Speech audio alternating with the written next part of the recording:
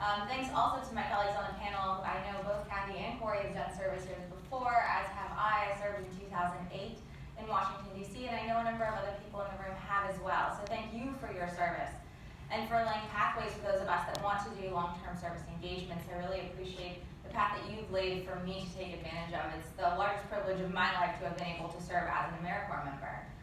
A few reasons I'm particularly excited to be here today. One of them David already mentioned and brought up a lot of the things that we're very excited to be partnering with BBC on. I'm also pretty excited to think about what the different policies are that we can talk about moving forward in the new administration and with the next Congress. I think that's going to be a critical component to how we reframe a lot of the work that we do, both at the Service Year Alliance and for all of our organizations in the room. So I'm excited to talk about that.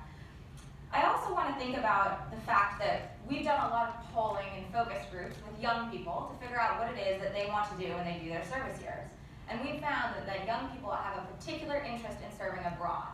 And so when we partner with the BBC and many of you hopefully in the future and thinking about how we grow those opportunities, we should keep in mind that this is something that young people are demanding of us, and that's what we're reacting to. So it's critical to think of our audience.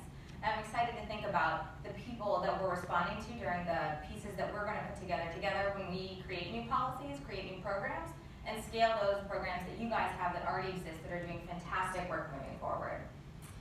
I think Corey mentioned this already, or maybe it was Michael before, but 1 in 6 people are accepted to the Peace Corps. And that's pretty ridiculous that we turn 5 people who want to serve their country abroad away every year. And I think that's another thing that we want to keep in mind when we talk about growth up here on this panel, is making sure that we already have the demand that we know is available, and we have the young people, which is the supply, that want to do this. So how do we make sure we're matching that up pretty well? And then the last thing that I've really worked to keep in mind a lot since this past election and at Service Year Alliance as we do our jobs is, I believe it was President George W. Bush who said, we need citizens, not spectators. And I think that's pretty critical in the exact moment we're in as a country. And so that's the last thing that I'm really going to hold on to when we're thinking through solutions up here on the panel. Great.